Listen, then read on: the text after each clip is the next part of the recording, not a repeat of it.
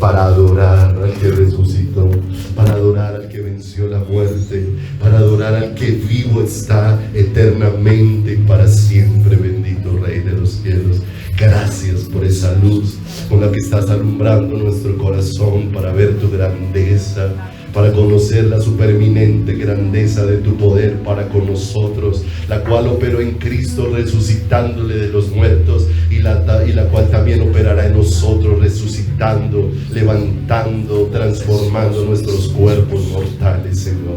Gracias por tanta esperanza que traes a nuestro corazón y a nuestra vida. Gracias, Señor, porque como está escrito en tu palabra, las aflicciones del tiempo presente no son comparables con la gloria que en nosotros ha de manifestarse, Señor. Gracias, precioso Dios, por esa esperanza tan maravillosa con la que nos has traído a vivir cada día sobre esta tierra. La esperanza, Dios de los cielos, de encontrarnos contigo.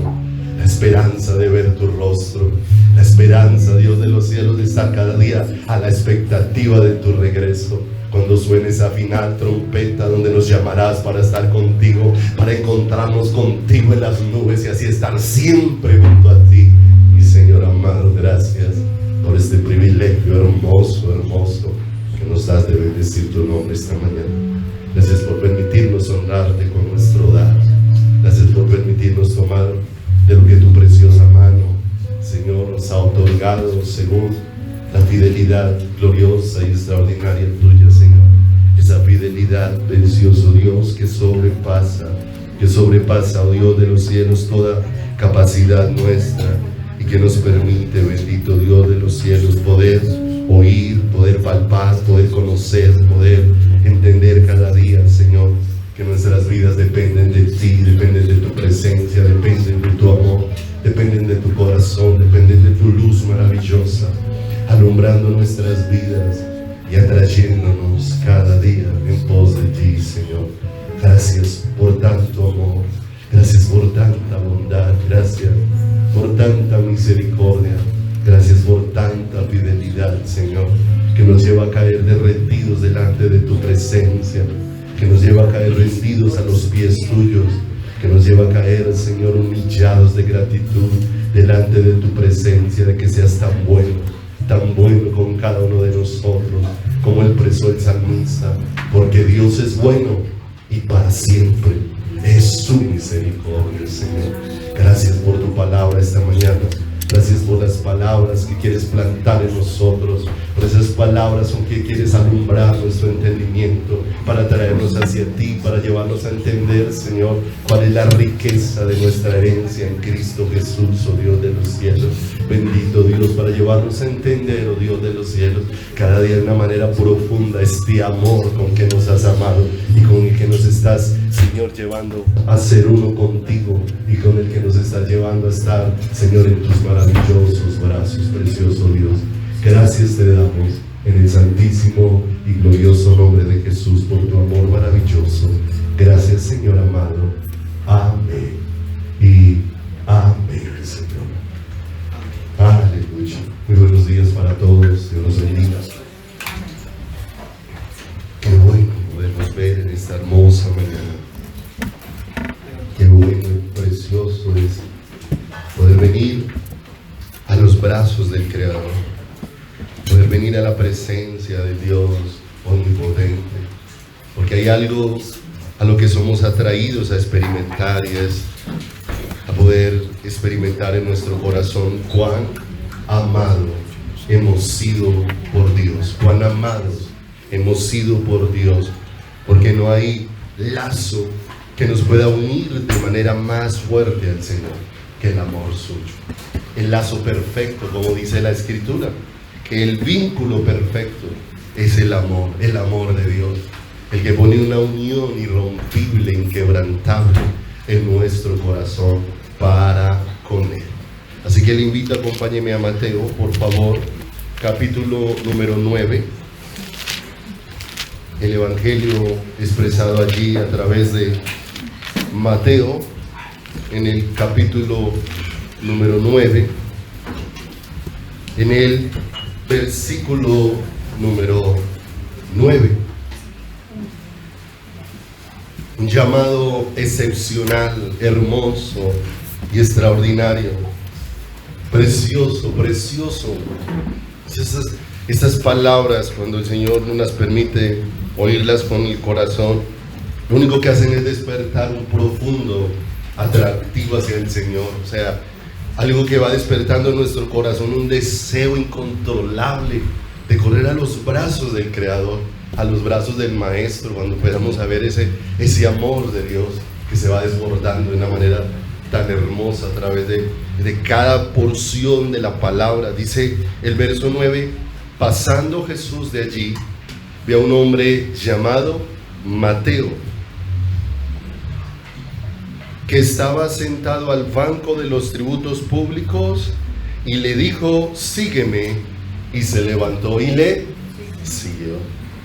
Y aconteció que estando él sentado a la mesa en la casa, he aquí que muchos publicanos y pecadores que habían venido se sentaron juntamente a la mesa con Jesús y sus discípulos. Cuando vieron esto, los fariseos dijeron a los discípulos: ¿por qué come vuestro maestro con los publicanos y pecadores? Al oír esto, Jesús les dijo: los sanos no tienen necesidad de médico, sino los enfermos. Id pues y aprended lo que significa misericordia quiero y no sacrificio, porque no he venido a llamar a justos, sino a pecadores al arrepentimiento. Y estas palabras, esta historia aquí descrita, es muy hermosa, porque vamos viendo y vamos aprendiendo a través de la Escritura que ser movidos al arrepentimiento es una manifestación gloriosa de Dios sobre nuestras vidas. Es una manifestación extraordinaria, incalculable, de la misericordia y de la bondad de Dios sobre cada uno de nosotros. Porque aquí, en este escenario que vemos, habían personas que se preguntaban por qué Jesús se estaba relacionando con aquellos que a los demás consideraban de poco valor, porque los consideraban muy pecadores. Y ciertamente el Señor estaba sentados con ellos a la mesa y le había hecho la invitación a un hombre como Mateo. Los cobradores de impuestos eran personas no queridas en su época, porque eran personas usureras en lo que hacían, no solamente siendo parte del pueblo de Dios, siendo judíos, trabajaban para los romanos, sino que aprovechaban y se excedían en el cobro para beneficiarse ellos mismos de lo que recogían, de manera que no eran personas gratas, no eran personas a las que se les tuviera mucho aprecio. Y de pronto el Señor pasa frente a una de ellas llamada Mateo y le hace una invitación, y una invitación que traspasó lo más profundo del corazón de este hombre, ¿cierto? No alcanzamos a dimensionar cuán profundo fue lo que ocurrió en aquel momento, que aquel Mateo, dejándolo todo, siguió a ¿quién? Al Señor. Una invitación hermosa, porque Jesús mismo pasa y lo llama hacia Él, lo llama hacia su corazón. Y frente a la inquietud de todos los que están ahí, el Señor les dice: yo no he venido a llamar a los sanos, sino a los enfermos a arrepentimiento. No he venido a llamar a los justos, porque ciertamente el llamado al arrepentimiento es un llamado para todos los seres humanos. No hay uno que pueda ser excluido de esa condición, porque ciertamente la Escritura ha dado testimonio que no hay justo ni aún uno. No hay quien busque a Dios, no hay quien haga lo bueno, de manera que todos los seres humanos hemos sido puestos en la misma condición, una manifestación preciosa de la misericordia de Dios, como dice la Escritura, que nos sujetó a todos en desobediencia para tener de todos misericordia. Y eso es una manifestación hermosa del Señor. Vaya conmigo a Hebreos, por favor. Entonces, frente a este deseo de Dios, frente a este llamado que Dios está haciendo a los enfermos, a los pecadores, al arrepentimiento, y no olvide que el arrepentimiento es un volverse a ¿quién? Un volverse a Dios, porque era de quien estábamos alejados, era de quien estábamos apartados, era de quien estábamos separados. Pero ciertamente en Hebreos, en el capítulo número 12, el apóstol Pablo, en el versículo número 18, empieza a abordar como un comparativo que él va a realizar, pero un comparativo en el que es necesario empezar por donde él empezó para que podamos ir teniendo luz y entendimiento de cuán grande es la salvación que Dios ha traído a nuestras vidas. Porque el no entendimiento de el valor que tiene el ser reconciliados con Dios hace que nos volvamos un pueblo demasiado superficial con el Señor, y hace que tengamos una relación muy simple, ¿cierto? Muy distante con el Creador, que no es el sueño de Dios. Por eso la palabra de Dios dice que el que se une al Señor, un espíritu es con él. De manera que el Señor deja una evidencia de cuál es el tipo de relación al que Él nos quiere conducir y a que Él nos quiere llevar. Y en el verso número 18 dice: porque no os habéis acercado al monte que se podía palpar y que ardía en fuego, a la oscuridad, a las tinieblas y a la tempestad, al sonido de la trompeta y a la voz que hablaba, la cual los que la oyeron rogaron que no se les hablase más, porque no podían soportar lo que se ordenaba. Si aún una bestia tocar el monte, será apedreada o pasada con dardo. Y tan terrible era lo que se veía que Moisés dijo: estoy espantado y estoy ¿cómo? Y estoy temblando.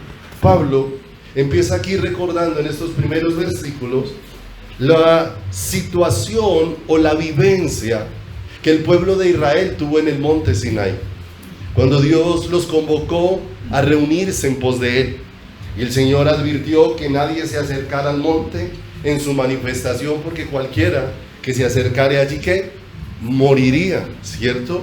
Y aquella manifestación fue una manifestación que causó terror en el corazón, porque aquella manifestación del monte Sinaí tenía como un propósito claro evidenciarle al hombre cuánta era su separación de Dios, cuánta era su lejanía del Señor. De manera que cuando empezaron a oír la voz de Dios allí, sus corazones se aterraron, y el deseo de ellos es que Dios no nos vuelva a hablar, porque creemos y consideramos, decía el pueblo de Israel, que no volveríamos a salir vivos de su presencia, que no podríamos salir con vida. Para ellos todo lo que pasó allí fue algo aterrador. Consideraban que si el Señor se les volvía a manifestar, tal vez de esa condición no iban a pasar. Y eso nos deja ver algo muy claro, porque ciertamente, ¿cómo un ser humano va a desear la salvación de Dios cuando jamás se ha sentido condenado? Cuando jamás ha sentido el peso de lo que es estar separado de Dios. La mayor parte de los seres humanos han visto el acercarse a Dios como un volver a una simple relación, y no nos percatamos de en qué condición tan terrible estaba el corazón humano, o estaba el ser humano. Y el ser humano realmente no entiende el valor de la vida sino cuando está a punto de morirse. Muchas veces no entendemos el valor de la vida sino cuando estamos a punto de morirnos, a tal punto que muchas veces entendemos que las cosas valiosas son otras cuando estamos a punto de morirnos. Muchas veces alguien, cuando está a punto de morirse, toda la vida abandonó a su familia, toda la vida abandonó todas las cosas importantes por dedicarse al trabajo, a la consecución de dinero, a los logros, bueno, a infinidad de cosas.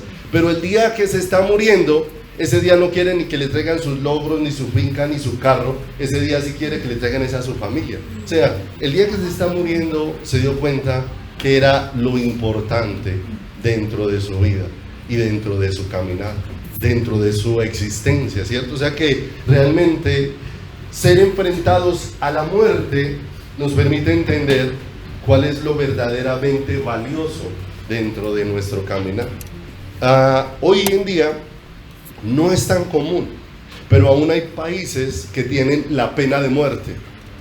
Y la pena de muerte como el único dictamen para poder pagar la gravedad de las faltas, de las fechorías que una persona puede haber hecho, de las cosas equivocadas que hizo, y una vez pasa por un juicio se determina que esa persona pase, y su condena es la muerte. No le asignan ni siquiera cárcel, no le asignan ni siquiera de por vida hasta que se muera estar encerrado, sino que lo que le asignan es enfrentar la pena de muerte, ¿cierto? Y cualquiera de estas personas a las que se le asigne esta condición, necesariamente se le empiezan a contar las horas para llegar al momento de la ejecución, porque normalmente junto con el juicio se determina cuándo va a ser el momento de esa ejecución, cuándo se va a llevar a cabo, de manera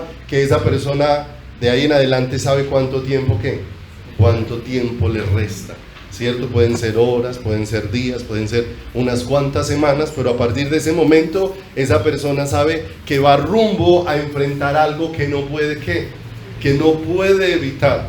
Y si esa persona es sensata, ¿cierto?, sería un buen momento para reflexionar, para poder reflexionar y entender qué fue lo que lo llevó a estar en esa condición, qué fue lo que lo llevó a que ese juicio estuviera sobre ella, ¿sí? Pero aún hay personas que la dureza de su corazón está en tal punto que ni aún en una condición así reflexionan acerca de la condición en la que se encuentra su vida. Aún le pasó a uno de los hombres que estaba allí crucificado al lado de Jesús, porque el otro le dice, cuando él está retando a Jesús, aún ni en la misma condenación tienes temor de Dios. Hay momentos que la dureza del corazón es algo tan fuerte y tan marcado en la vida de una persona que ni en el mayor de los filos esa persona se sienta a meditar, ¿cierto? Pero gracias a Dios que nos permite reflexionar, que nos permite meditar. Y si cualquiera de nosotros tuviese la oportunidad de acercarse a una persona que condenada a muerte está reflexionando en su corazón acerca de que allá no era a donde ella quería llegar, pero que ya eso está ejecutado ¿sobre quién? Sobre ella. Hay una sentencia ya puesta sobre esa persona, una sentencia incambiable, y solamente está esperando los días. Y si alguien se pudiera acercar, ¿qué le pudiera interesar a esa persona oír cuando ya recibió la sentencia de muerte? Cuando ya recibió esa condenación inevitable, cuando ya está esperando solamente la ejecución, la conclusión, que se consume el momento, se consuma el momento de ese dictamen. Con toda seguridad que a esa persona que esté reflexionando no le interesaría otra cosa más que alguien viniera con la noticia de decirle que hay la posibilidad de que esa muerte no sea ejecutada sobre él. Creo que no le interesaría absolutamente nada más. Si le vinieran y le dijeran cualquier cantidad de cosas, mire, antes de que se muera, en estos 3 días lo vamos a hacer rico, ¿cierto? La pregunta sería, ¿y para qué rico si la riqueza no me va a quitar esta condenación? Y si vinieran y le dijeran, bueno, pero va a tener a toda su familia, y dice, bueno, y muy rico que mi familia esté de aquí, pero con toda mi familia aquí alrededor, y eso no va a evitar que esta condena sea ¿qué? Y pudieran venir a decirle, pero es que vea, le vamos a hacer unos exámenes para decirle que goza de la mejor salud. ¿Y a mí de qué me sirve que me digan que gozo de la mejor salud, si esto no va a impedir el dictamen que hay sobre mi vida? Y pudieran traerle cualquier clase de noticias, y la única noticia que le pudiera generar esperanza a ese corazón es que le pudieran decir que es posible que ese dictamen de condenación, que esa sentencia que está puesta sobre él puede ser cambiada. Sería lo único. ¿Cuánto interés despertaría en ese corazón que se le anunciara que hay una posibilidad de que esa sentencia, que es justa, porque sus hechos le han hecho acreedor de esa justa sentencia, y que es posible que esa justa sentencia sea cambiada? sobre él. ¿Cuánto interés pudiera despertar en esa persona hacerle ese anuncio? ¿Cierto? ¿Cuánto deseo de poder oír cuál entonces es la solución para ese estado en el que me encuentro, para esa condición en la que estoy pasando? Porque el grito del corazón de ese condenado a muerte que está contando sus horas es: necesito vida, necesito vida. Pero ciertamente, como les decía al comienzo, si nosotros no hemos experimentado condenación, difícilmente vamos a entender el valor de la salvación. Porque ese que está condenado a muerte, una noticia de vida, es algo que va a ser un milagro extraordinario ¿en quién? En su corazón y en su ser. Porque necesariamente él entiende que eso va a definir su futuro, que eso va a definir su futuro. Pero la iglesia, a veces no hemos entendido cuál es la condenación, porque ciertamente la Escritura dice que el hombre nace separado de Dios, y por estar separado de Dios está condenado ¿a qué? A muerte. Es una condena que no puede ser quitada, es una condena que no puede ser separada de la condición del ser humano. Y ahora Dios va mostrando un camino para acercarnos a Él, y el asunto es cómo podremos experimentar que necesito vida, si muchas veces el cielo no celebra. Mire que el cielo, nosotros celebramos cosas diferentes a las que se celebran en el cielo.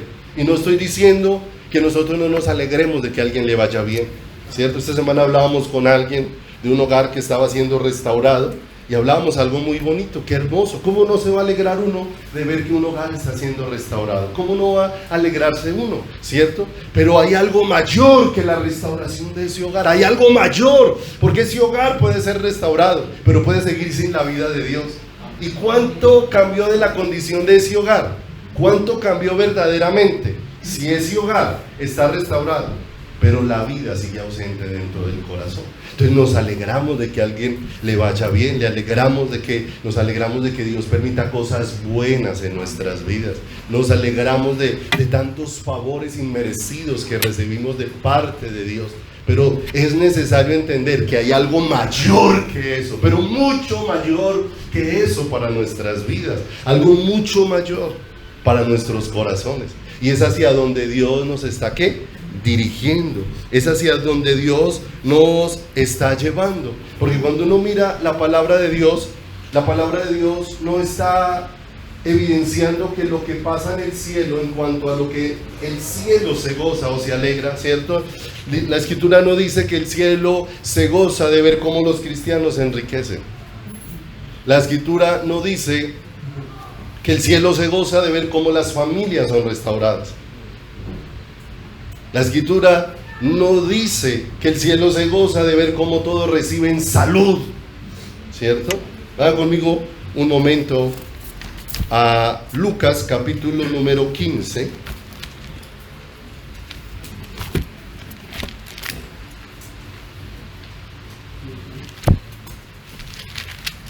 Lucas capítulo número 15.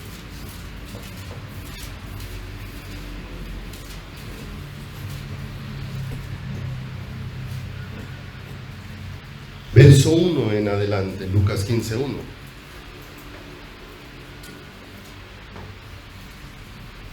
¿Cuál es el gozo que hay en el cielo? Y el gozo hacia el que el Dios de los cielos nos quiere llevar. Se acercaban a Jesús todos los publicanos y pecadores para oírle. Y los fariseos y los escribas murmuraban diciendo: este a los pecadores recibe, ¿y con ellos qué? Entonces él le refirió esta parábola diciendo: ¿qué hombre de vosotros, teniendo 100 ovejas, si pierde una de ellas, no deja las 99 en el desierto y va tras la que se perdió hasta encontrarla? Y cuando la encuentra, la pone sobre sus hombros gozoso, y al llegar a casa reúne ¿a quién? Y vecinos, diciéndoles: gozaos conmigo, porque he encontrado mi oveja que se había ¿qué? Perdido. Os digo que así habrá más gozo en el cielo por un pecador que ¿qué? Que se arrepiente, que por 99 justos que no necesitan ¿qué? Arrepentimiento. Y miren lo hermoso, cuando hay un gozo extraordinario en el cielo, cuando un pecador se arrepiente, cuando una persona empieza a ser consciente de cuál era su estado de separación de Dios y de que había sobre ella un juicio irreversible, y que lo único que necesariamente pudiera traer esperanza a su corazón es que esa condición de muerte pudiese ser cambiada en esa vida, ¿cierto? Porque nosotros hemos cambiado el recibir la vida de Dios por el recibir toda clase de bienes terrenales, ¿cierto? Y con eso es con lo que nos vamos conformando los seres humanos. Dios es bueno y bendice y es dador y es generoso, pero ciertamente no nos mandó a poner el corazón en ninguna de esas cosas, porque aún la palabra de Dios dice: a los ricos de este mundo manda que no pongan su confianza en las riquezas, las cuales son inciertas, las cuales son efímeras, las cuales son pasajeras, sino que pongan su confianza ¿en quién? En el Dios vivo, en el Dios eterno, en el Dios glorioso. De manera que lo que Israel experimentó frente al monte Sinaí era cómo estaba separado ¿de quién? De Dios. Y cómo allí fueron dadas los mandatos de Dios, y los mandatos de Dios pusieron al ser humano frente a la incapacidad que el ser humano tiene de cumplir las cosas que Dios demanda.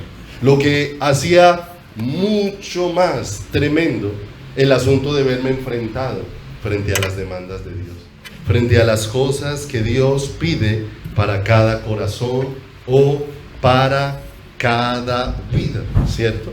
Entonces, cuando miramos cómo se goza el cielo, encontramos como un tipo de lenguaje diferente al lenguaje que hay en la tierra, y Dios desea que estemos conectados es con el lenguaje ¿qué?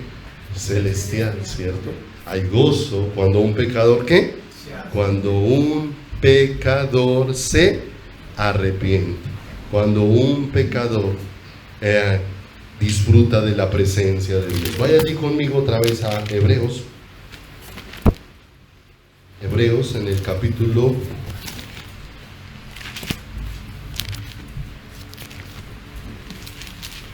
número 12.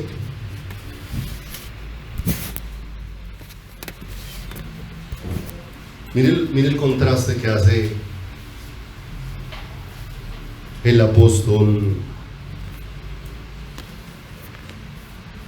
Pablo, porque habla de lo que aconteció en el monte Sinaí y cómo Moisés terminó diciendo: estoy espantado y temblando. Pero dice el verso 22 del capítulo número 12, ahora va a colocar otra posición el apóstol Pablo diciendo: sino que os habéis acercado al monte a la ciudad del Dios vivo, Jerusalén la celestial, a la compañía de muchos millares de ángeles, a la congregación de los primogénitos que están inscritos en los cielos, a Dios, el juez de todos, a los espíritus de los justos hechos perfectos, a Jesús, el mediador del nuevo pacto, y a la sangre rociada que habla mejor que la de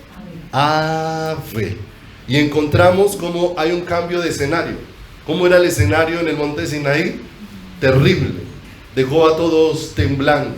La petición del pueblo es que Dios no nos vuelva ¿a qué? A hablar. Si Él se vuelve a presentar, creo que vamos a morir. No hay en nosotros la forma de estar delante de Dios. Y de pronto, cuando sienten todo eso, ahora el apóstol Pablo los lleva al otro lado para mostrarles otro lugar muy diferente. Un lugar donde no hay esas barreras, un lugar donde no hay esos temores, un lugar donde no hay esos miedos, donde no hay esos obstáculos, donde está hablando de un mundo donde se está disfrutando de una comunión con Dios, porque ha ocurrido un milagro extraordinario en el corazón. Y dice aquí en el versículo número 22, sino que os habéis acercado al monte de Sión, a la ciudad del Dios vivo, Jerusalén la celestial, y empieza a hablar como de una multitud, pero una multitud que está muy diferente a la del monte Sinaí. La del monte Sinaí estaba aterrada, pero esta multitud de aquí está en una celebración. Esta multitud está en un gozo maravilloso, y hay una multitud, dice acá, a la compañía de millares de ángeles, y habla de esos seres celestiales, pero también habla de la congregación de ¿quién? De los primogénitos, habla de aquellas personas que han recibido salvación, ¿sí? Él aquí está hablándole a un pueblo que todavía está aquí, pero miremos un momento este escenario tan hermoso dentro de la palabra. Ahorita volvemos aquí a Hebreos. Va conmigo a Apocalipsis, capítulo número 5. Apocalipsis 5. Os habéis acercado al monte de Sión, a la Jerusalén celestial, a la compañía de millares de ángeles, a la congregación de los primogénitos de Dios que están inscritos en los cielos. Y qué hermoso, ¿qué va a estar haciendo toda esa multitud en el cielo? ¿Cómo va a estar viviendo? Y dice en el capítulo número 5, verso 6 de Apocalipsis: y miré y vi que en medio del trono y de los 4 seres vivientes y en medio de los ancianos estaba en pie un cordero como inmolado, que tenía 7 cuernos y 7 ojos, los cuales son los 7 espíritus de Dios enviados por la tierra. Y vino y tomó el libro de la mano derecha del que estaba sentado en el trono. ¿Quién es ese cordero? Y cuando hubo tomado el libro, los 4 seres vivientes y los 24 ancianos se postraron delante de él. Todos tenían arpas y copas de oro llenas de incienso, que son las oraciones de los santos. Y cantaban un cántico nuevo diciendo: digno eres de tomar el libro y de abrir sus sellos, porque fuiste inmolado y con tu sangre nos has redimido para Dios de todo linaje y lengua y pueblo y nación, y nos has hecho para nuestro Dios reyes y sacerdotes, y reinaremos ¿sobre quién? Sobre la tierra. Una multitud de los que han sido lavados por la sangre de Cristo. ¿Y quién estaba junto a ellos? Verso 11: y miré y oí la voz de muchos ángeles alrededor del trono y de los seres vivientes y de los ancianos, y su número era millones de millones, que decían a gran voz: el cordero que fue inmolado es digno de tomar el poder, las riquezas, la sabiduría, la fortaleza, la honra, la gloria y la alabanza.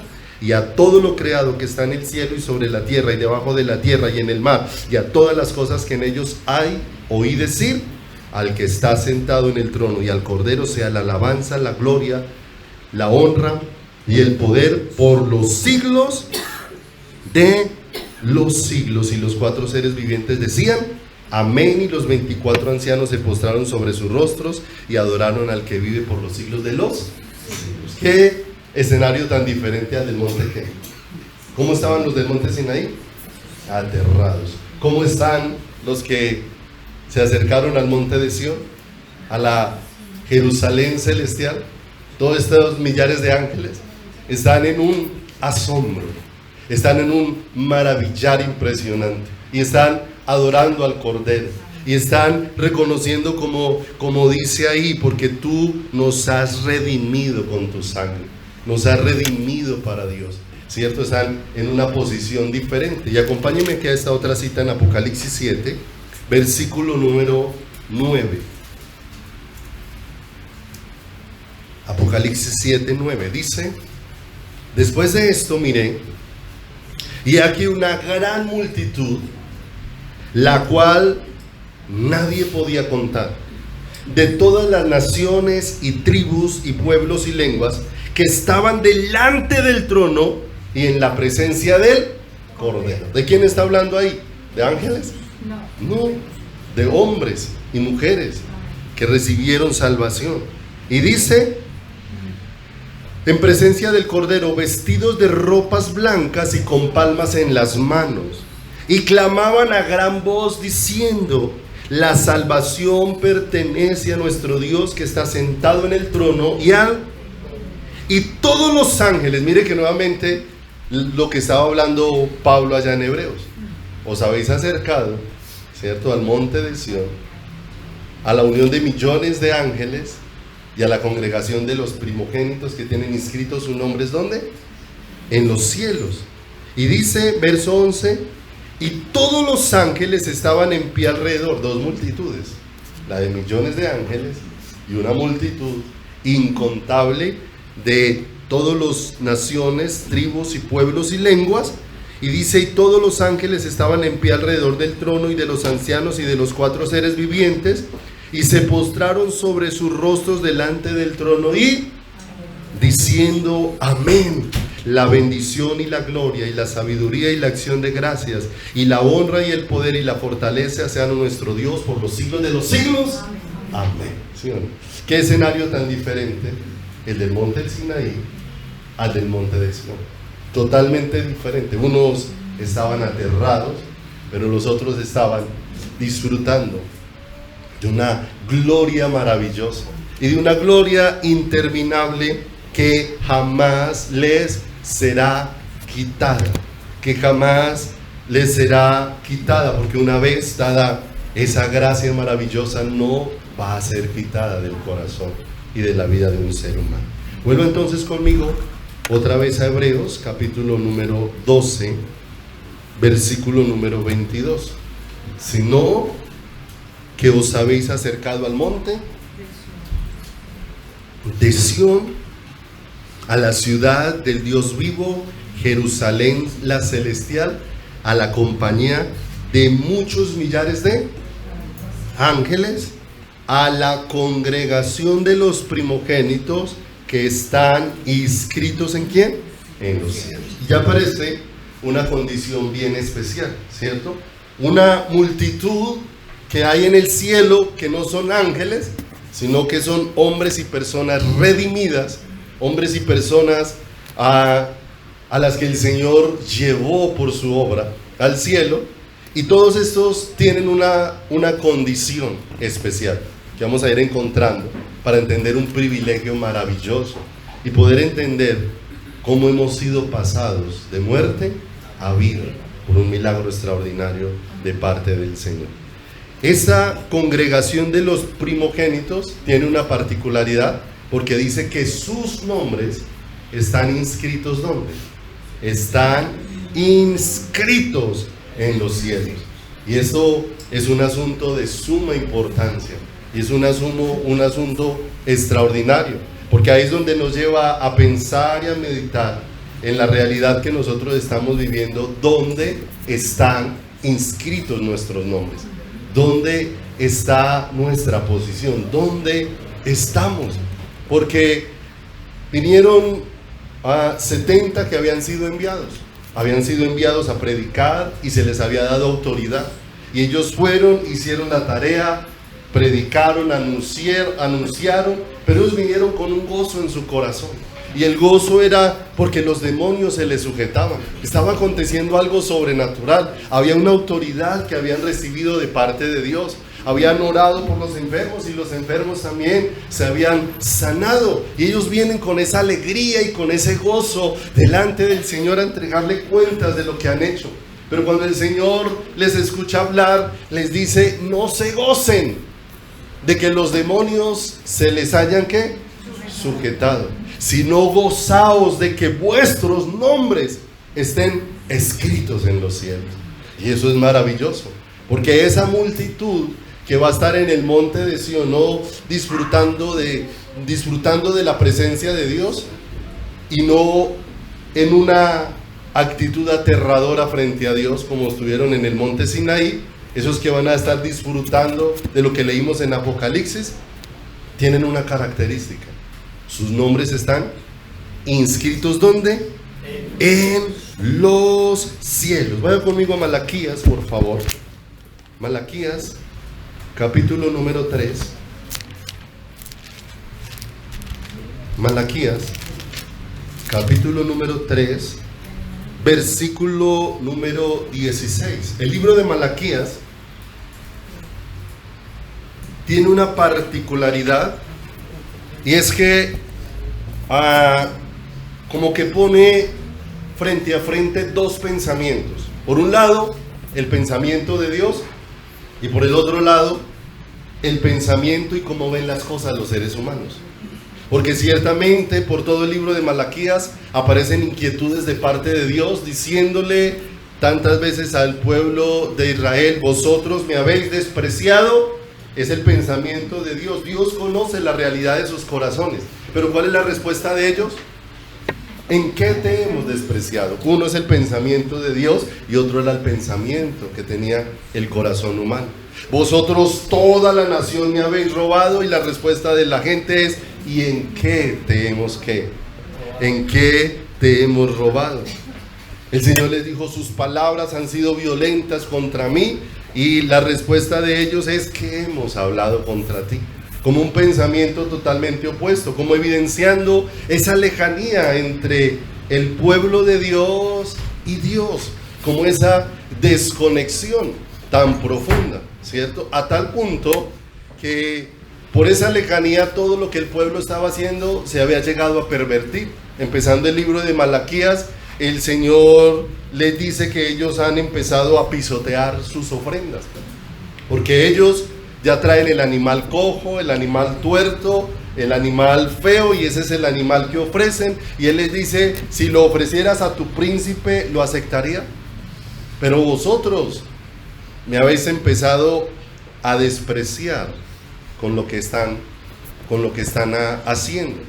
Y nosotros miramos al tiempo presente y encontramos que, aunque haya muchas tinieblas y aunque haya mucha oscuridad, vemos cómo la maldad está creciendo de una manera impresionante sobre la faz de la tierra, ¿cierto? Cómo cada día la perversión del hombre es mayor dentro de su caminar y dentro de su vida. Hace unos días yo en uno de los hoteles donde trabajo, un día fui a acompañar a uno de los jóvenes para ayudarle a arreglar algo, y había un joven que recién estaba empezando a trabajar, vive en Chinchiná, y este joven, cuando llegué, estaba como pálido, como tembloroso, como asustado. Y yo le pregunté: pero ¿y por qué está asustado? Yo pensé que el susto de él era porque se le había borrado el programa del sistema. No, él estaba aterrado porque había registrado allí que habían como los hoteles ofrecen unas noches que se llaman noches románticas, ¿cierto? Que son como para parejas, ¿sí? Pero él había tenido que ir a servir muchos desayunos en varias habitaciones, prestar el servicio a la habitación, pero él estaba aterrado porque como de 24 noches románticas que habían sido contratadas, más o menos de 20 a 22 habitaciones estaban ocupadas por parejas homosexuales, o habían dos mujeres o dos hombres, y él estaba sumamente aterrado de ver esa condición, de ver esa abundancia de maldad, como el corazón está tan alejado del Señor, y él veía esa situación como tan de cerca y tenía confrontado su corazón.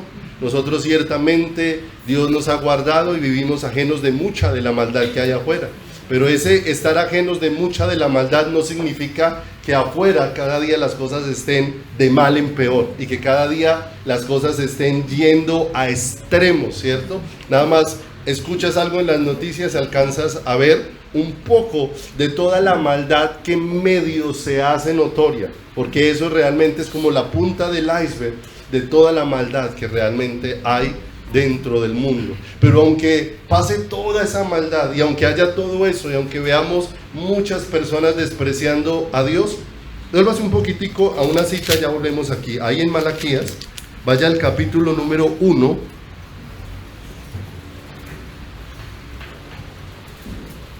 versículo número 9, porque hablando de cómo le estaban ofreciendo a Dios con desprecio y cómo estaban viviendo, en el verso 9 dice: ahora pues, 1:9, orad por el favor de Dios para que tenga piedad de nosotros. Pero, ¿cómo podéis agradarle si hacéis estas cosas? ¿Y qué era lo que estaban haciendo ahí anterior? Si lee el verso 8, dice, está hablando de cuando ofrecéis el animal ciego para el sacrificio, no es malo. O sea, ¿cuál era la actitud de desprecio?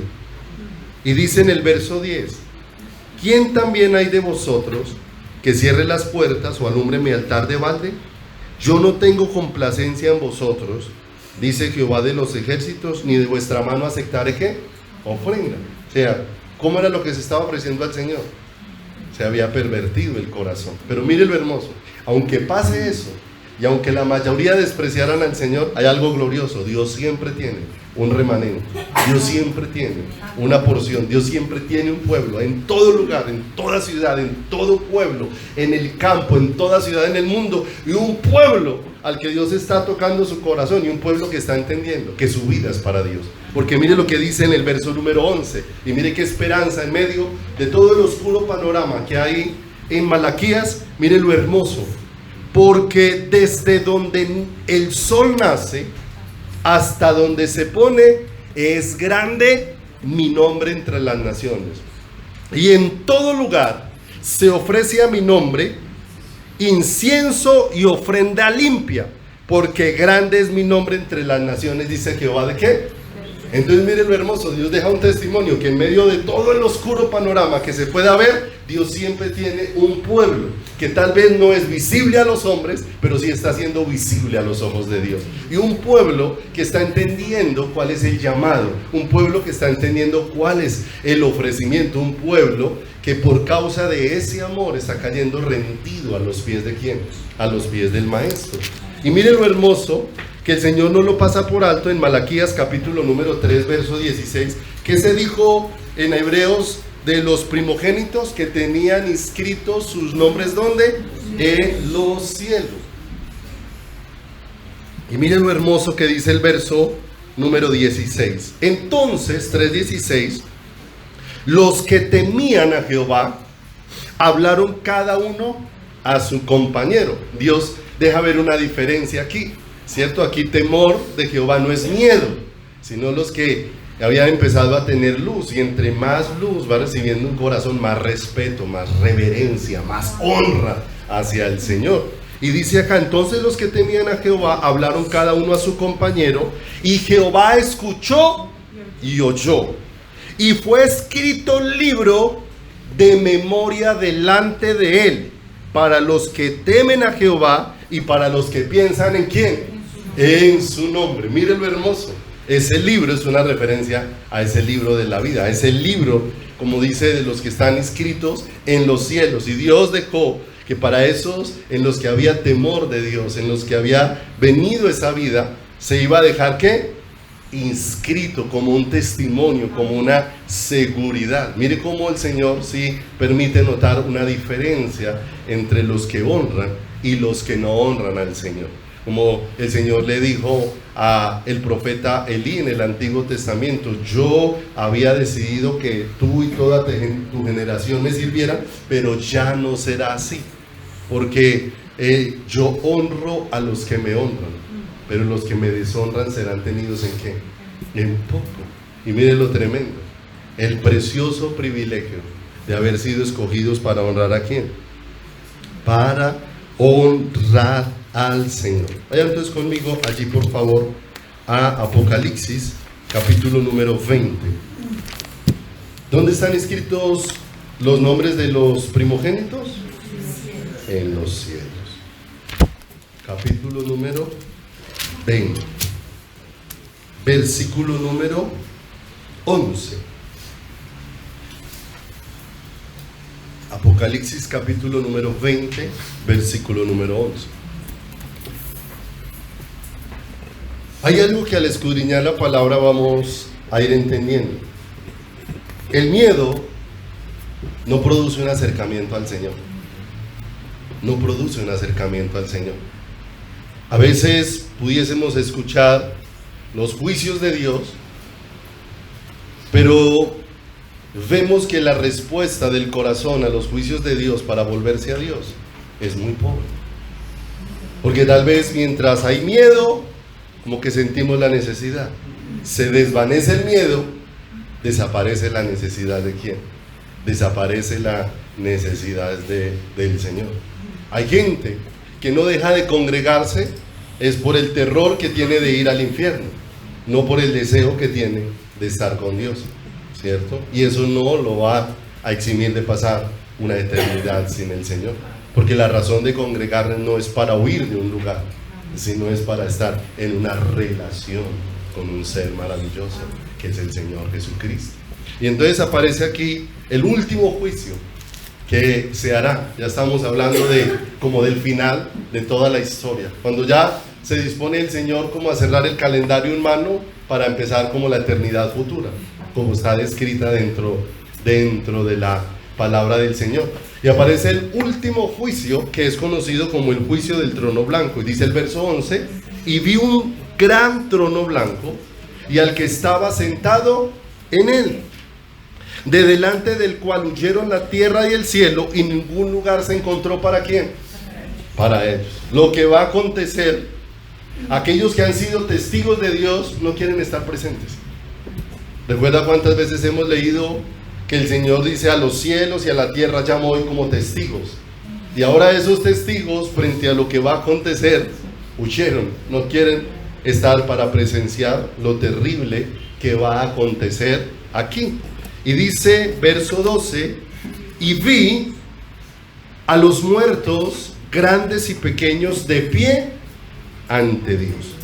Y los libros fueron abiertos, y otro libro fue abierto, el cual es el libro de la vida, y fueron juzgados los muertos por las cosas que estaban escritas en los libros, según ¿qué?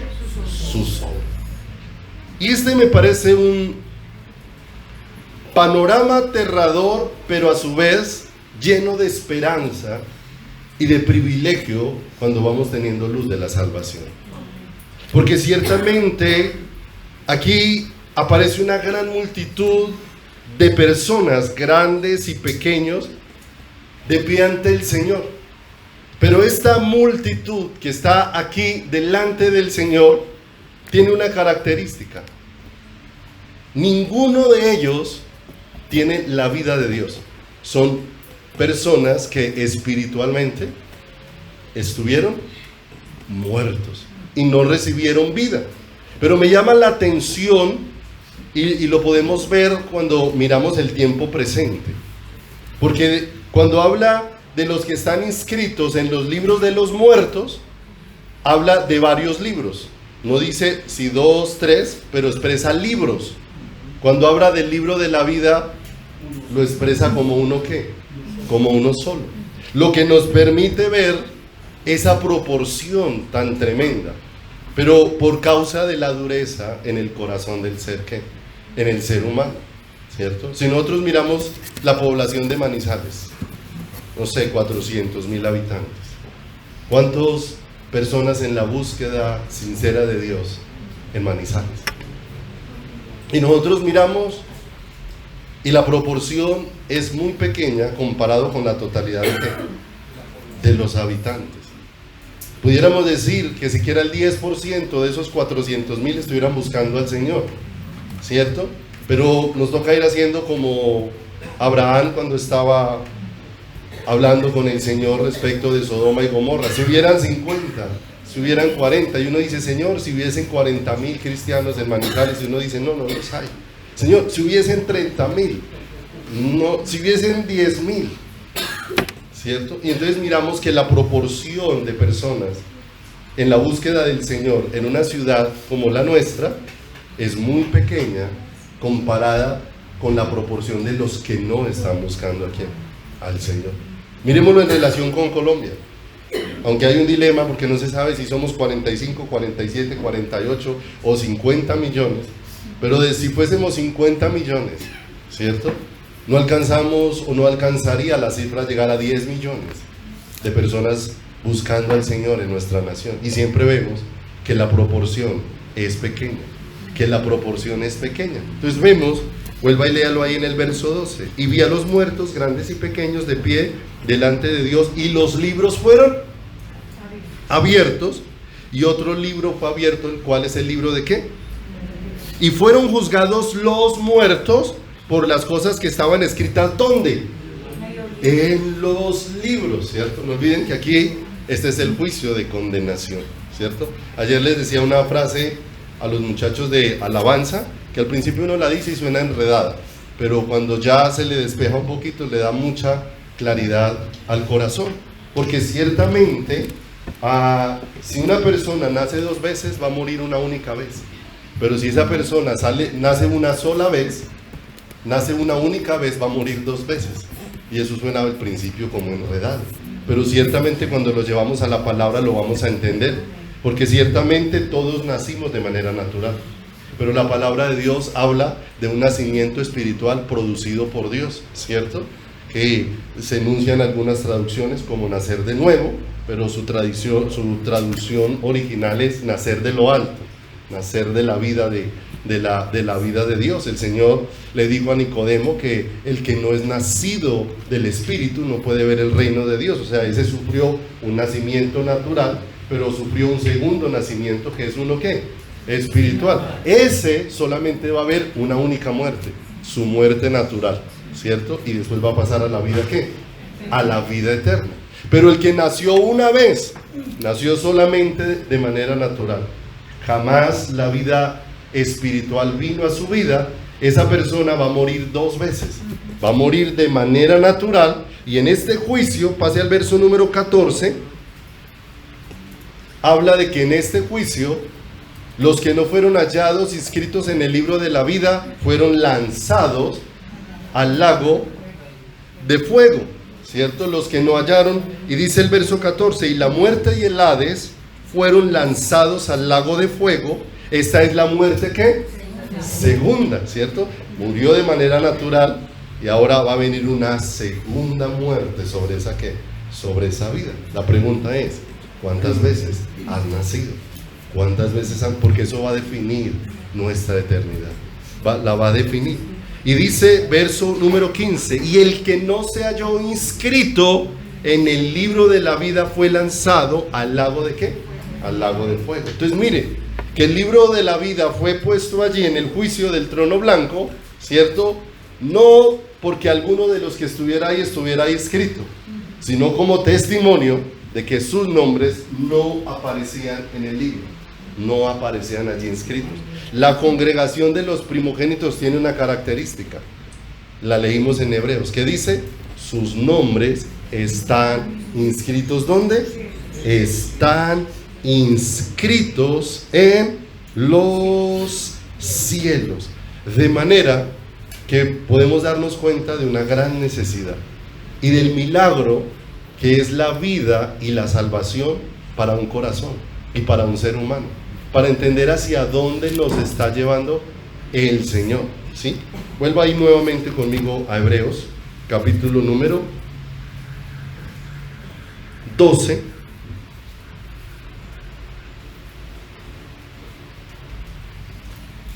verso 23, porque vamos a hablar de la multitud a la que nosotros perteneceríamos. Estamos hablando de la congregación de los primogénitos. ¿De quién? De los primogénitos que están inscritos en los cielos, ¿cierto? Una multitud conformada por unas personas que ya tienen una característica, su nombre está inscrito en los cielos, ¿cierto? Pero tiene una segunda característica, y es que son llamados primogénitos, ¿cierto? La congregación de los primogénitos. Cuando uno mira la definición o el concepto de primogénito, es normalmente el hijo que nació de primero, el mayor de la familia, ¿cierto? Y entonces cualquiera pudiese leer esta porción de la escritura y mirar y decir, no, pero es que yo no soy el primero, yo soy el cuarto. Entonces, ¿cómo pudiera ser parte? ¿Cómo pudiera ser parte? Y entonces, ¿qué significa ser parte de los primogénitos que tienen sus nombres inscritos en el libro de la vida, o tienen sus nombres inscritos en los cielos? Y ahí vamos a encontrar en esa definición de primogénitos algo hermoso, porque no hay nada que Dios haya puesto en la palabra que sobre.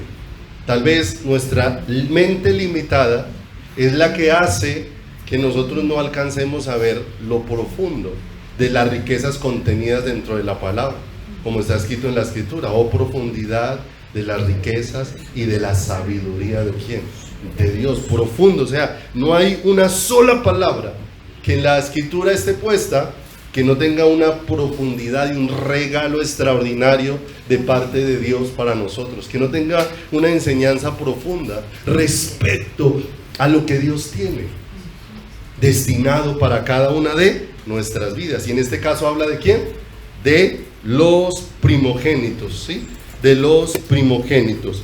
Cuando se habla de los primogénitos, la primera referencia a ese primogénito es referente a Jesús, porque la primera definición de primogénito se hace con referencia al más excelente o al principal, y la palabra de Dios muchas veces refiere a Jesús como el primogénito entre muchos hermanos, como el primogénito de toda creación, como el primogénito entre los muertos, para que todo tenga la preeminencia, ¿cierto? Y no es que él hubiese nacido de primero, sino que siempre ha sido eterno, sino que necesariamente esa primogenitura tiene que ver necesariamente con el lugar que Dios nos está dando cuando nos trae a la salvación. Entonces vamos a estudiar un poco acerca de ser primogénitos dentro del pueblo de Dios, y que no tiene que ver con haber nacido de primero, ¿cierto? Que no tiene que ver con el ser el mayor de una familia,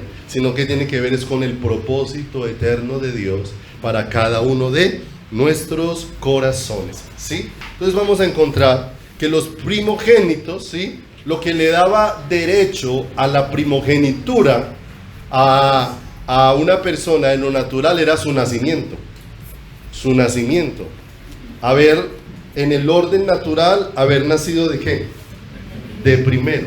Y lo que nos da a nosotros derecho de la primogenitura en el Señor es haber nacido del Espíritu, ¿cierto? Es haber nacido del Espíritu. Ese nacimiento le daba un derecho que no le podía ser quitado. Le daba el derecho de la primogenitura, y ese derecho no le era quitado. Era un derecho otorgado por causa del nacimiento, por causa de la vida que había sido puesta en él, y por causa del nuevo nacimiento, como dice la Escritura, ¿sí? Por causa de ese nuevo nacimiento es que nosotros somos introducidos en el reino de ¿quién? En el reino de Dios, en la vida maravillosa del Señor. Pero hay algo mucho más profundo en la vida de los primogénitos. Vamos a encontrar como 3 expresiones dentro de la Escritura que nos van a llevar a entender lo que Dios ha hecho con los primogénitos y por qué llama a la congregación en Hebreos la congregación de los primogénitos, que tienen sus nombres escritos en los cielos. Y es algo hermoso porque tiene que ver con lo que Dios ha hecho para darnos un lugar, pero también lo que son los primogénitos para el Señor y lo que somos como primogénitos en relación con Él, que lo vamos a mirar un poco allí. Los primogénitos fueron personas redimidas con sangre. Y cuando vamos un momentico a Éxodo, por favor.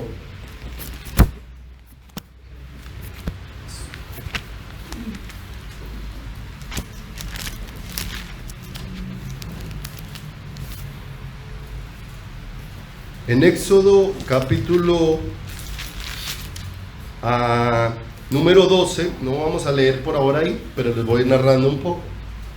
Porque recuerden que llega el momento donde el tiempo de Dios para sacar a Israel de Egipto se ha cumplido. Y la última instrucción de parte de Dios, sí, es una bendición para Israel, pero es un juicio para Egipto. Por causa de el endurecimiento del faraón, el Señor iba a traer un juicio sobre los primogénitos. Y ese juicio era sobre todos los primogénitos nacidos en casa y sobre todos los primogénitos de los animales, ¿sí? Y acontece algo maravilloso. Dios da una instrucción para los israelitas. Y esa instrucción está relacionada con lo que es la celebración llamada en la Biblia la Pascua, que es donde el Señor les dice que se reúnan por familias, ¿sí? Que cada familia tenía que hacer un proceso, porque pasada la noche que viene, ¿sí? Va a encontrarse diferentes casas, ¿sí? Pero en cada casa va a haber una de dos condiciones. O en una casa va a haber mucho llanto, dolor y tristeza, y en otras va a haber mucha esperanza y gratitud. Si se visitaba la casa de los egipcios, en toda casa de los egipcios murió un primogénito. Murió un primogénito. De manera que en cada casa había dolor. Se murió desde el primogénito del faraón. Había dolor desde la casa del faraón y había tristeza porque había venido un juicio. ¿Y qué habían podido hacer los egipcios para evitar la muerte de sus primogénitos? No pudieron hacer absolutamente nada. Pero si visitabas la casa de uno de los del pueblo de Israel, esas casas estaban en tranquilidad. Había una celebración, ¿cierto? Estaba la familia y podían ver ahí a los primogénitos y había algo que les daba seguridad. ¿Qué había ocasionado que se hubiera hecho una diferencia entre estos primogénitos y los de allá? Y si alguien preguntaba, se le tenía que contar que antes de haber llegado a esa tranquilidad donde estaban, tuvieron que haber obedecido las instrucciones de Dios. ¿Y cuáles eran las instrucciones de Dios? Que se debían reunir por familia, que debían de sacrificar un cordero, que debían de tomar la sangre y pintar los dinteles ¿de qué? De las puertas, porque cada uno le podía narrar a su familia que Dios había establecido que esa noche pasaría la muerte reclamando la vida de los primogénitos, pero que donde estuviera la sangre, Él pasaría por alto ese ¿qué? Ese lugar. De manera que necesariamente esto era una figura de cómo los primogénitos estaban siendo perdonados por causa de la sangre que había sido ¿qué? Que había sido derramada. Por causa de esa sangre era que ellos estaban ¿qué? Ellos estaban vivos. La escritura dice en Hebreos: y casi todo es purificado según la ley con sangre, y sin derramamiento de sangre no se hace remisión de pecados. Entonces mire lo tremendo. Todos esos primogénitos de Israel fueron redimidos por la sangre que fue derramada y con la que pintaron ¿qué? ¿Cierto? Con la que pintaron las puertas de sus casas. Esa sangre, ¿sí? Fue la evidencia del perdón. Costó la vida de los animalitos que derramaron esa sangre que esas vidas estuvieran perdonadas. Y ahora cuando nosotros miramos en la vida nuestra, nos damos cuenta y reconocemos por lo que la Escritura nos enseña, como por la sangre del Cordero que fue inmolado en la cruz del Calvario, es que nosotros hemos sido ¿qué? Hemos sido redimidos, ¿cierto? Porque había una ejecución de muerte, pero Él asumió la ejecución de muerte que había sobre nosotros para otorgarnos ¿qué? Para otorgarnos vida. De manera que todos sus primogénitos, ahora sí acompáñenme al capítulo número 13 de Génesis, de Éxodo, versículo número 1. Éxodo 13, en el versículo número 1. Jehová habló a Moisés diciendo: conságrame todo primogénito, cualquiera que abre matriz entre los hijos de Israel, así de los hombres como de los animales, ¿es qué? Es mío, ¿sí o no? ¿Por qué le pertenecían al Señor? Porque el Señor les había ¿qué? Perdonado y les había ¿qué? Rescatado, porque con su sangre y con lo que había hecho, les había prácticamente esa noche, después de un juicio, habían vuelto a nacer de nuevo. Porque ¿a qué estaban sentenciados los primogénitos? A la muerte, ¿cierto? Y esa noche, por causa de esa sangre, la muerte pasó por alto de ellos.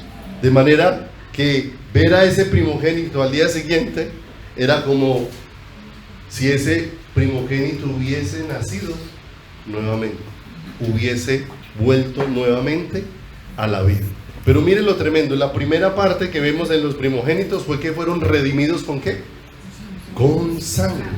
Pero mire lo hermoso, tan amplia es la obra de la redención, que si me acompaña a Números, capítulo número 3,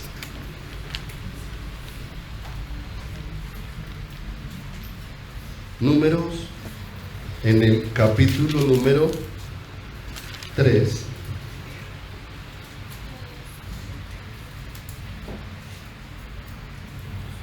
versículo número 40, número 3, versículo número 40. Miren lo que aconteció. Dios utiliza nuevamente una figura en relación con los primogénitos. Y es, ya hubo unos primogénitos que fueron rescatados por sangre. Y ahora dice, y Jehová dijo a Moisés, cuenta todos los primogénitos varones de los hijos de Israel de un mes arriba, ¿sí? O sea que después de lo que aconteció la noche de la Pascua, después de eso, nacieron más primogénitos, ¿cierto? Nacieron más primogénitos. ¿A quién le pertenecían esos primogénitos? Al Señor. Y dice, cuenta todos los primogénitos varones de los hijos de Israel de un mes arriba y cuéntalos por sus nombres. Y tomarás a los levitas para mí en lugar de todos los primogénitos de los hijos de Israel. Y los animales de los levitas en lugar de todos los primogénitos de los animales de los hijos de Israel, yo Jehová. Contó Moisés, como Jehová le mandó, todos los primogénitos de los hijos de Israel y todos los primogénitos varones, conforme al número de sus nombres, de un mes arriba, fueron 22,260 y 73. Luego habló Jehová a Moisés diciendo, toma los levitas en lugar de todos los primogénitos de los hijos de Israel y los animales de los levitas en lugar de los animales, y los levitas serán míos, yo Jehová. ¿A quién le pertenecían los primogénitos? Al Señor. Pero ahora el Señor trae un sustituto.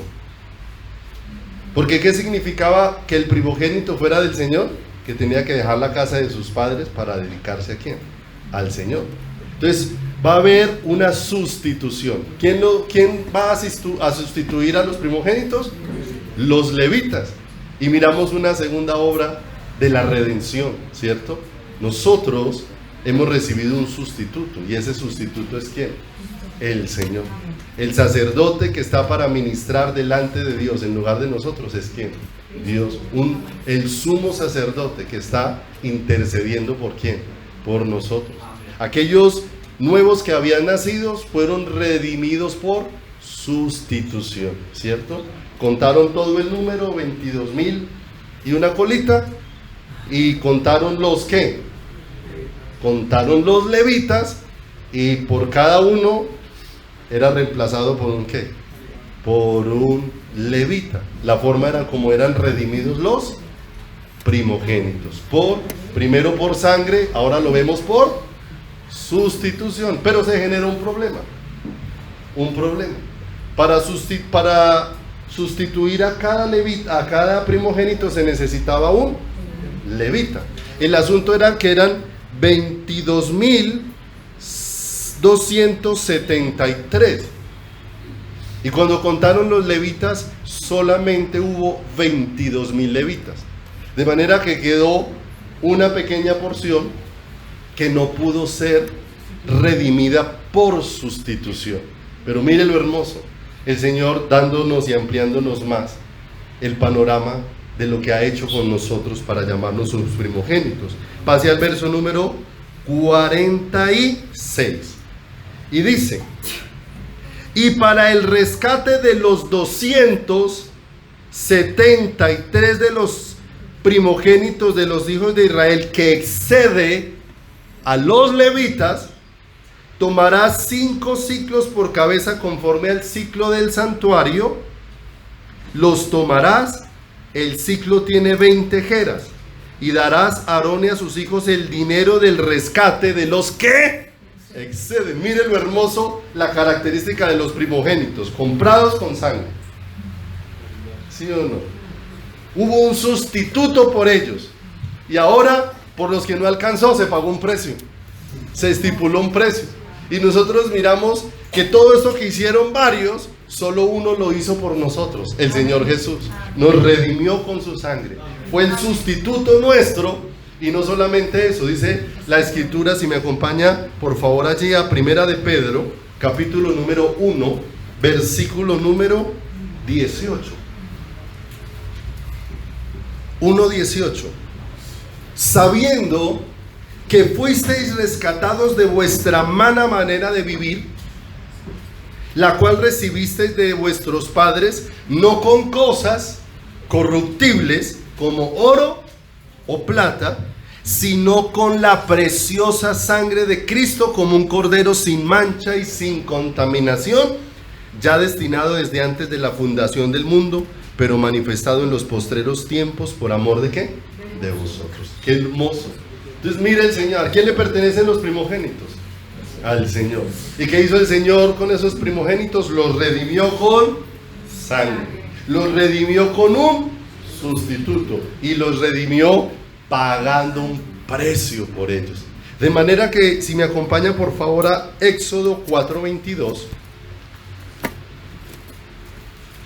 Les decía ahora, ¿cuántos son los primogénitos?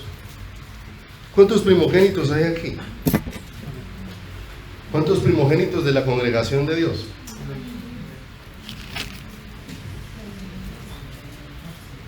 (4:22) de Éxodo. Y te vas a dar cuenta que esos primogénitos eran una pequeña figura de lo que es todo el pueblo. Porque mira lo que dice Éxodo 4:22. Y dirás a Faraón, Jehová ha dicho así, Israel es mi hijo. ¿Qué? O sea que para Dios los primogénitos, ¿a cuántos abarcaban? A todo el pueblo. Eso era ellos, los primogénitos de nacimiento, eran una figura de lo que somos todos los que hemos sido redimidos. ¿Por quién? Por Cristo. Así que cuando vemos en Hebreos a la congregación de los primogénitos que tienen su nombre inscritos en los cielos, está haciendo referencia a todos los que han recibido ¿qué? Salvación. Se da cuenta que no habla de en qué lugar naciste en tu familia, sino de qué lugar has venido a ocupar en el corazón de Dios por causa de haber sido comprado con sangre, de haber sido redimido por un sustituto y de haberse pagado un precio por ti incalculable dentro o allí en la cruz del Calvario. Ponga esas tres cosas juntas y vamos a tener un poco más de luz del precio que Dios ha pagado por cada uno de nosotros. ¿Quién fue el que redimió los primogénitos? Dios mismo. Dios mismo. Son la obra maravillosa de el Señor. Amén. Y vuelva entonces ahí a Éxodo 13.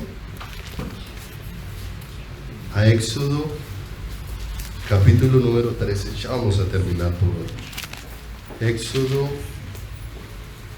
capítulo número 13.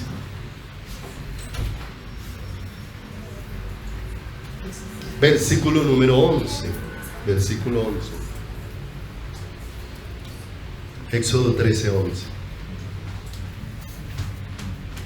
Dice: y cuando Jehová te haya metido en la tierra del cananeo, como te ha jurado a ti y a tus padres, y cuando te la hubiere dado, dedicarás a Jehová todo aquel que abriere matriz. Ese es el primogénito. Y asimismo todo primer nacido de tus animales, los machos serán de, mas todo primogénito de asno redimirás con un cordero, y si no lo redimieres, quebrarás su cerviz. También redimirás al primogénito de tus hijos. Y cuando mañana te pregunte tu hijo, diciendo: ¿qué es esto? ¿Qué es esto de redimir a los primogénitos? ¿Qué es esto? Le dirás: Jehová nos sacó con mano fuerte de Egipto, de casa de servidumbre, y endureciéndose Faraón para no dejarnos ir, Jehová hizo morir en la tierra de Egipto a todo ¿qué? Desde el primogénito humano hasta el primogénito de la bestia. Y por esta causa yo sacrifico para Jehová todo primogénito macho, y redimo al primogénito de mis hijos. Te será pues como una señal sobre tus manos y por un memorial delante de tus ojos, por cuanto Jehová nos sacó de Egipto con mano fuerte. Y mira lo hermoso, cuando empezamos a mirar entonces hacia dónde Dios nos conduce. ¿A quién le pertenecía ese primogénito? Al Señor. Todo primogénito será para mí, dijo el Señor. Y eso significa será consagrado ¿a quién? Consagrado a Dios. El hombre no se consagra a Dios porque él haya escogido a Dios. El hombre se consagra a Dios porque Dios le escogió. Porque Dios le escogió.